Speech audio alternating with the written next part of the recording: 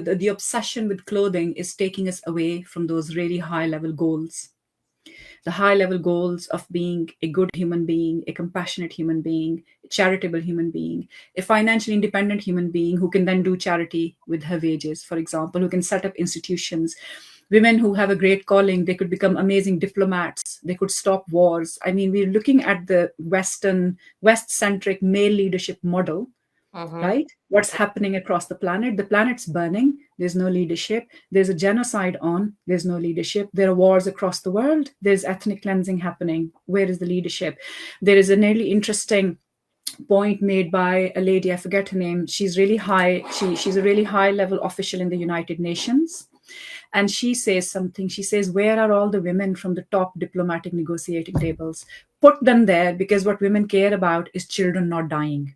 Yes. Right? So women could be global leaders, women could be politicians, women could be opinion leaders. But our Muslim women are sat there feeling unworthy, thinking, a strand of my hair is showing, I'm just going to end up in hell. So what this obsession with clothing does is that it takes us away from the really high level goals in our lives, which we can set. And actually only now the historical conditions have become such that we can access education, we can access jobs. This didn't used to exist before. I mean, Harvard Medical College took its first female medical student in 1945. Wow. That's only 75 years ago. Yeah. So women can now actually access medical education. But when they become doctors, we have these awful patriarchal websites like Islam QA.